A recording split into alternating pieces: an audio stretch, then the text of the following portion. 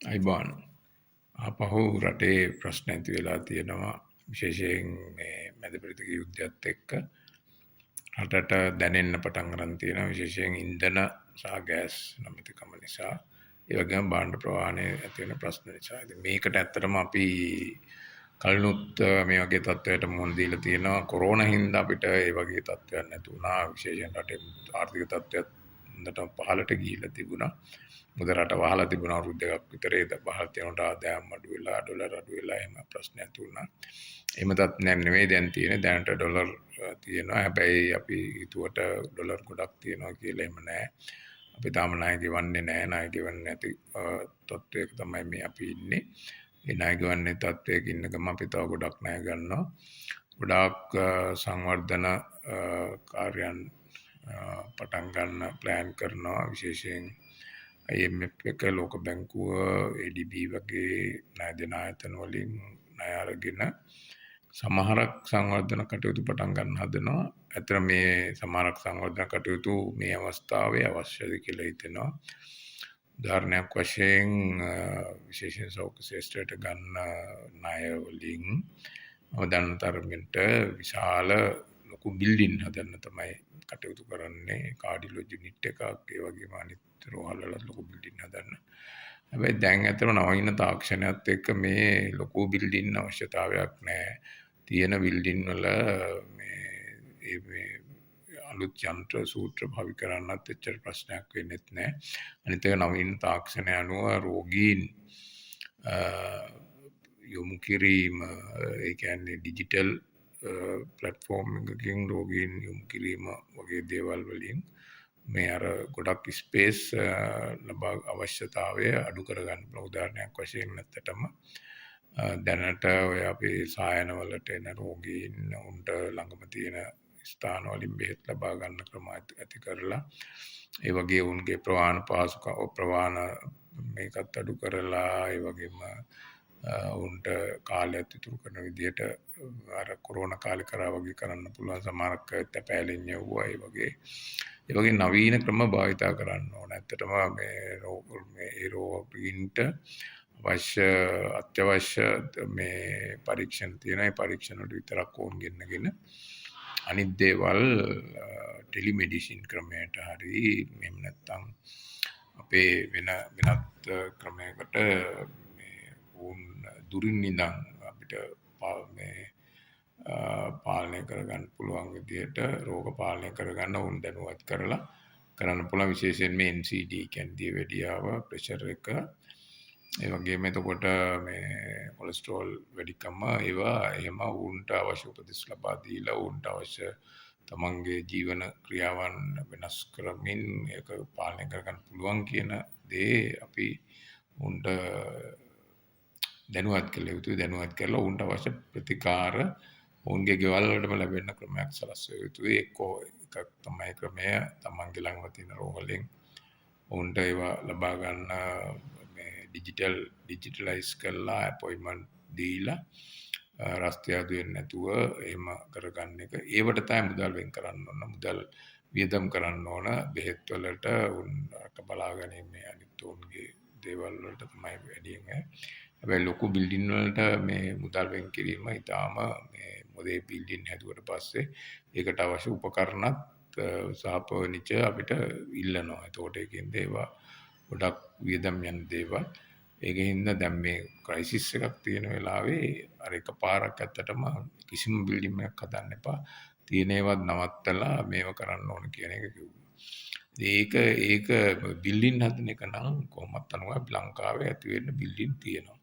ඒකෙන්ද වහාම ඔය බිල්ඩින් හදන එක ඒ මානසිකත්වය නවත්ත ගන්න. කරුණාකරලා හදපු බිල්ඩින් වල මේවා පාවිච්චි කරන. උදාහරණයක් වශයෙන් කොළඹ ජාතික රෝහල ගත්තොත් විශාල බිල්ඩින් තුනක් තියෙනවා. තවත් හදනවා කාඩියොලොජි යුනිට් එකක්. ඇත්තටම එහෙම අවශ්‍ය වෙන්නේ නැහැ. මේ නවීන තාක්ෂණයේ තියෙන මැෂින් ලොකු මේ ස්පේස් ඕනේ නැහැ. ඒවා මේ භාවිතා කරන්නේ තියෙන දේවල් මේවා කරලා හදා ගන්න පුළුවන්. ඒකෙන්ද මේ කාඩියොලොජි යුනිට් එකට අවශ්‍ය වෙන නවීන ඇත්තටම කැත් ලැබ් 3ක් තමයි අවශ්‍ය වෙන්නේ. ඒ ටික සපයවුවනම් මේ ඔය ඉන්න විශේෂඥ වෛද්‍යවරුන්ට ඕන තරම් මේ ප්‍රතිකාර කරන්න පුළුවන්. ඒතකොට දැන් තට්ටු 18ක බිල්ඩින් එකක් හදන්න හදනවා. ඒව ඇත්තටම ඒව තාම මේ මොකද ඉඩම් අත්පත් කර ගැනීම මේ වගේ දේවල් සිදු කරලා නැහැ. ඉතින් ණය ගන්නවා. ණය ගත්තම අපිට ඇත්තටම ණයට ඉන්ට්‍රස්ට් එකක් දෙන්න වෙනවා. ඉන්ට්‍රස්ට් එක සමානක් වෙලාවට ෆ්ලෝටින් විදියට ගත්තොතින් මේ වගේ ක්‍රයිසිස් එක වෙලාවදී ෆ්ලෝටින් විදියට ගත්තොතින් ඉන්ට්‍රස්ට් එක ගොඩක් වැඩි වෙනවා. ඒ වගේම කමිට්මන්ට් චාර්ජස් කියලා අපි උන්ට දෙන්න ඕනේ. එතකොට ඒකත් වැඩි වෙනවා.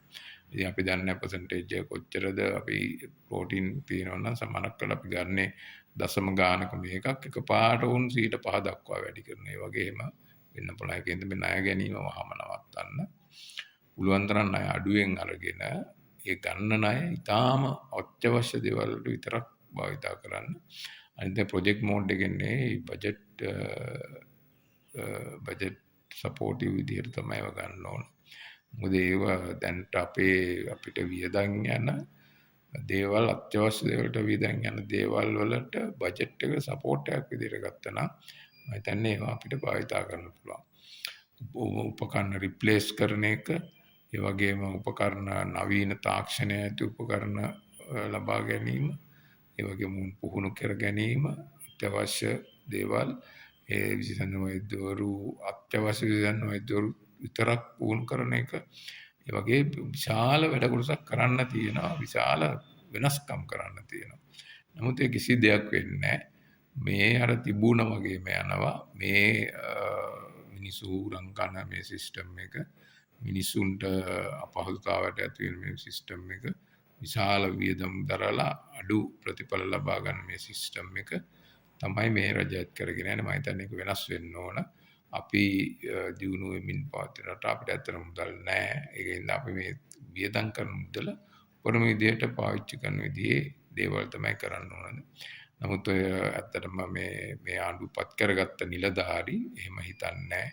උන්ට කිසිම විෂන් එකක් නැහැ. උන් මේ ඔය කරගෙන යන ටික කරගෙන යන්න තමයි තේරෙන්නේ.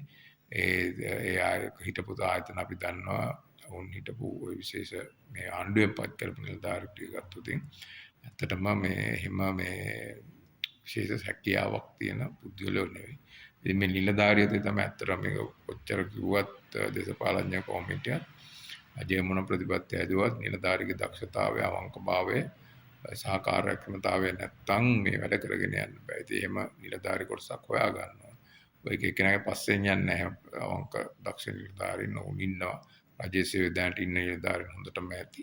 ඒ නිලධාරීන් මේ කොහොමද මේ යුද්ධවගෙන උන්ට අවශ්‍ය පුහුණුවීම් දීලා, උන්ට අවශ්‍ය ප්‍රතිපත්ති සකස් කරලා දීලා, උන්ට අවශ්‍ය රාමු සකස් කරලා දීලා, ඇක්ෂන් ප්ලෑන් ඒවා මේ දීලා උන් ලබායි වැඩ කරගන්නවා. ඒකට හරි මොනිටරින් එවලුවේෂන් ක්‍රමයක් හදලා මේ තමයි වැඩ කරගත්තොත් ඒ විදිහට කරොත් තමයි මේ රට දියුණු කරගන්න පුළුවන්.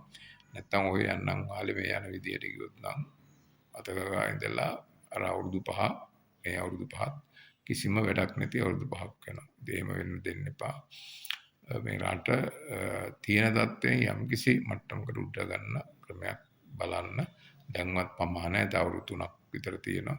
ඒ අවුරුදු 3ට දැම්ම ප්ලෑන් කරොත් මේ දැන් මේ අලුත් ක්‍රයිසිස් එකත් එක්ක ඒක කොහොමද කරන්න කියලා, මොනවද නවත්තන්න ඕන, මොනවටද අපි වියදම් නොකරන්න ඕනේ, ණය ගන්නව නම් අත්‍යවශ්‍ය දේවල් මොනවද කියන එක සලකලා ඒකට විතරක් වියදම් කරන්න කියලා ඉල්ලනවා. නාස්තිය දූෂණය අඩු වෙලා නැහැ. දූෂණය යම් පොලිටිෂියන්ස්ලා අතර අඩුවීමක් ඇති. නමුත් මේ දූෂණය අනිත් තැන්වල අඩු වෙලා බවක් අපිට පේන්නේ නැහැ. එහෙම අඩු වුණා නම් මේ මීට වඩා අපිට මුදල් අපිට මේ අඩු මුදලකින් වැඩි ඵලදායීතාවයක් ගන්න පුළුවන් විදිහට සකස් වෙනවා. එහෙම වෙච්ච බව පේන්නේ. ඉතින් අපි ඉල්ලීම වෙන්නේ මේක ඔයාලා හිතන්න, වාඩි වෙන්න, වාඩි වෙලා බලන්න මොකක්ද මේ අපි කරගෙන යන ක්‍රමේ හරිද? එහෙම නැත්නම් මේකට මොකක්ද අපි කරන්නේ? මේ සඳහා අවශ්‍ය විශේෂඥ උපදෙස් මොනවද? ඒ කියන්නේ ප්‍රායෝගිකව ඒ ගැන බලන විශේෂඥයෝ ඉන්නවා. එක ශේෂ්ත්‍රවල ආර්ථිකය, වෛද්‍ය ශේෂ්ත්‍රයේ ඒ වගේ රටට ආදරේ තියෙන මිනිස්සු හොයාගන්න, අවංක මිනිස්සු හොයාගන්න, අනුහුරා ගන්න කරගෙන තමන්ගේ මඩිය තර කරගන්න බලන නිලධාරීන් නෙවෙයි, හොඳ නිලධාරීන් රටට ආදරේ කරන ඒවුන් හොයාගෙන ඔවුන් එක්ක මේ වැඩ කටයුතු කරන්න. ඔය ඔය ඔය මේ එක රාමුවක කොටු වෙලා ඉන්නේ නැතුව ඔය රාමුවේ දක්ෂයෝ නැති වෙන්න පුළුවන්. ඔයාලා හිතන රාමුවේ ඒ රාමුවේ කොටු වෙලා ඉන්නේ නැතුව මේ දක්ෂයෝ හොයාගෙන ඔවුන්ගෙන් වැඩ ගන්න ක්‍රමයක් සකස් කරා නම් ඉතා හොඳයි කියලා හිතෙනවා. බොහොම ස්තුතියි.